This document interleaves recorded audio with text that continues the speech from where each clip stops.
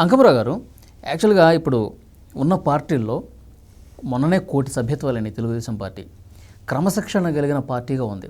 4 దశాబ్దాలుగా చూస్తూ ఉన్నారు. ఇట్లా ఎప్పుడన్నా క్షణికావేశంలో మాట్లాడితే పరిస్థితి ఏ విధంగా ఉంటుందనేది కూడా చాలా క్లియర్గా ప్రభుత్వ పెద్దలు చూపించారు ఈ సమాజానికి. ఇక ముందు భవిష్యత్తులో పార్టీ పెద్దలు కావచ్చు, పార్టీ నడిపించే ముఖ్యమైన నాయకులు డైరెక్షన్ ఏ విధంగా ఉంటే బాగుంటుంది? ఆ ఒక్క పార్టీయే కాదు, మిగతా పార్టీలు కూడా, ముఖ్యంగా లేడీస్ విషయం వచ్చేసరికి రాజకీయాలకు సంబంధం లేని వాళ్ళ విషయాల గురించి ఎట్లా ఉండబోతుందంటారు? ఇప్పుడు మొన్న మార్చి 29వ తారీఖుకి 43 సంవత్సరాలు పూర్తి చేసుకుంది తెలుగుదేశం పార్టీ. ఇంత సుదీర్ఘకాలం ఓ ప్రాంతీయ పార్టీ మనుగడ సాగించడం అనేది నాకు తెలిసిన తర్వాత తమిళనాడు తర్వాత ఆంధ్రప్రదేశ్. మిగిలిన ప్రాంతీయ పార్టీలు మనుగడలు ప్రశ్నార్థకంగా మారిపోతూ ఉన్నాయి. మరి ఇలాంటి పరిస్థితులు మొట్టమొదటి కూడా దీనికి ఒక నియమ నిబంధనతో ముందుకెళ్తూ ఉన్నారు. మీరు చూసారో లేదో, చాలా సందర్భాల్లో మామూలుగా సభలు సమావేశాలు జరిగే సందర్భాల్లో ఎవరన్నా సరే పొరపాటున ఒక పరుష పదజాలం వాడితే ఎమ్మన్నే చంద్రబాబు నాయుడు గారు ఆ కార్యకర్తను ఆపి అలా మాట్లాడకూడదని చెప్పని, లేదంటే మైక్ కట్ చేసి దించుతారు అతన్ని. అది ఎప్పుడు చంద్రబాబు నాయుడు గారు అమలు చేస్తూనే ఉన్నారు. ఇవాళ కొత్త ఏమీ కాదు. అందుకనే ఆయన ఏ విషయంలో కూడా తొందరపడకుండా చట్టం తన్ని పనిదానం చేసుకుపోతుంది. తన పనితీరుతోటి సమాధానం చెప్పాలనుకుంటాడే తప్ప ఎదురుదాడి చేయాలని ఏ రోజు కూడా ఆయన భావించడు. ఒక రకంగా అది పార్టీకి వరం అవుతుంది, ఒక రకంగా శాపం కూడా అవుతుంది. కొన్ని సందర్భాల్లో అతి మంచితనం కూడా పనికిరాదు. కొన్ని విషయాల్లో అక్కడ కొంచెం ఇబ్బంది జరుగుతూ ఉంది. ఎందుకు జరుగుతూ ఉందంటే, మీరు గమనిస్తే 1999 నుంచి 2004 మధ్య ఆ పార్టీ ఈ పార్టీని లేకుండా సొంత పార్టీ నాయకుల్ని, కార్యకర్త, ప్రస్తుతం శాసనసభ్యుడిగా ఉన్నటువంటి జోలకంటి బ్రహ్మారెడ్డి గారిని కూడా ఆ రోజు ఇప్పుడు ఎవరైతే ఉన్నారో పిఎస్ఆర్ ఆంజనేయులు అనే వ్యక్తి గుంటూరు జిల్లా ఎస్పీగా ఉండగా పరిధి దాటి ప్రవర్తించాడు.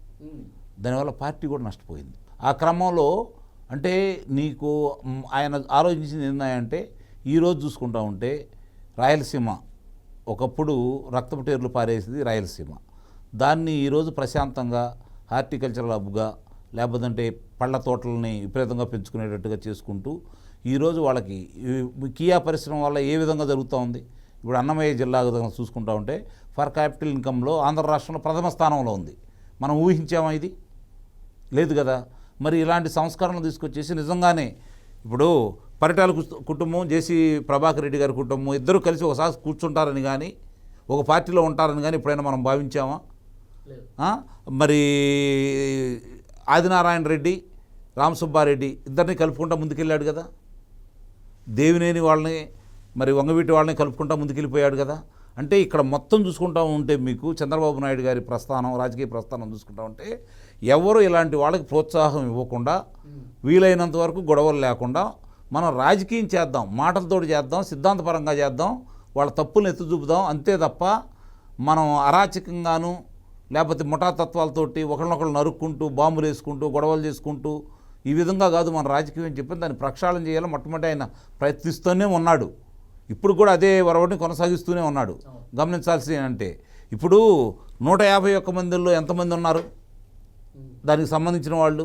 ఇప్పుడు 164 మంది కూటమిలో ఎంతమంది ఉన్నారు చూసుకుంటే అర్థమైపోతుంది కదా ఎంత స్పష్టంగా ఉంటారో చంద్రబాబు నాయుడు గారు కావచ్చు, మిగిలిన వాళ్ళు కావచ్చు. అంటే తెలుగుదేశం పార్టీ ఒక ప్రత్యేకమైన పార్టీ. ఏ ముహూర్తాన నందమూరి తారక రామారావు గారు దాన్ని ప్రారంభించారో, పచ్చదనం ఉంటే ఇంటి ముందు గడప పచ్చ రంగు పూస్తారు, అలాగే మహిళల కాళ్ళకి పారాణి కూడా పచ్చదనమే కాబట్టి మనకు చాలా ముఖ్యమని చెప్పిన శుభంగా సూచకంగా భావిస్తారు. కాబట్టి పచ్చదనం కావాలనుకుని పసుపు జెండాను ఏ విధంగా అయితే పెట్టాడో ఆ మహానుభావుడు, అది 100 ఏళ్ళైనా కొనసాగుతుందని వచ్చిన వాళ్ళు కూడా దాని వరవడిని కొనసాగిస్తారని నేనైతే భావిస్తున్నా. ఎందుకంటే ఆ పునాదులు అలాంటివి. ఇది అందరిది పార్టీ, మహిళా సాధిక. ఇప్పుడు రెండోది, మహిళలకి సమాన హక్కు ఆస్తిలో ఇచ్చినటువంటి ఏకైక రాజకీయ పార్టీ తెలుగుదేశం. ఇదే ప్రారంభించింది నందమూరి తారక రామారావు గారు కదా. ఈరోజు స్థానిక సంస్థల్లో మహిళలకు రిజర్వేషన్ కల్పించింది తెలుగుదేశం పార్టీ ప్రభుత్వమే కదా. బడుగు బలహీన వర్గాల వాళ్ళకి రాజ్యాధికారంలో పాలు పంచుకునే విధంగా ఈరోజు గుర్తింపు తీసుకొచ్చింది కూడా తెలుగుదేశం పార్టీయే కదా. ఇక్కడ గమనించుకోవాల్సిన అంశం ఏంటంటే, మీరు చూసుకోండి, మొట్టమొదట దేశానికి సంబంధించిన లోక్సభలో సభాపతిగా ఒక దళితుడు నియమించిన తెలుగుదేశం పార్టీ. దేశవ్యాప్తంగా శాసనసభలో తొలి దళిత మహిళను నియమించుకుంది కూడా శాసనసభాపతిగా కూడా తెలుగుదేశం పార్టీ ప్రతిభాభారతి గారిని, అక్కడేం బాలయోగి గారిని. అంటే ఎప్పుడు కూడా సంస్కరణలు చేయాలన్నా కూడా, కొత్త ఆలోచనలు తీసుకురావాలన్నా కూడా, సమన్యాయం చేయాలన్నా కూడా తెలుగుదేశం పార్టీకి మించింది లేదు. తెలుగుదేశం పార్టీని అమ్మారావు గారిని ప్రతిభని ఎదుర్కొనలేక, ధీటుగా సమాధానం ఇవ్వలేక ఆ రోజు రంగా గారి ఉదంతాన్ని బయటికి తీసుకొచ్చారు, వంగవీటి మోహన్ రంగా గారిది. ఇప్పుడు కూడా మళ్ళీ కూడా కులాలను అడ్డం పెట్టుకొని చంద్రబాబు నాయుడు గారిని 2014 నుంచి 19 వరకు అధికారంలో ఉంటే ఓడించడానికి మళ్ళీ అట్లాంటిదే బయటికి తీసుకొచ్చారు. తుని సంఘటన కావచ్చు, కులాల మధ్య కావచ్చు, ఆ కులానికి ఈ కులం అని చెప్పి కమ్మవాళ్ళకి 33 మందికి డిఎస్పీలు ఇచ్చారని చెప్పి ప్రచారం కావచ్చు, ఈ విధంగా అమరావతి అనేది కమరావతి అని చెప్పి చెప్పడం కావచ్చు, ఇట్లా తీసుకొని వస్తున్నారు తప్ప రాజకీయంగా ఎదుర్కోవడానికి వాళ్ళ దగ్గర ఏమీ లేదు. కాబట్టి ఏది చూసుకున్నా కూడా తెలుగుదేశం పార్టీ మంచి చేస్తుంది. అందరి పార్టీ ఇది ఒక కులానికి సంబంధించింది అయితే కాదు. దీని మనుగడకి ప్రశ్నార్థకం అనేది సమస్య లేదు. ఇది ఇట్లానే కొనసాగుతూ ఉంటుంది. వచ్చేవాళ్ళు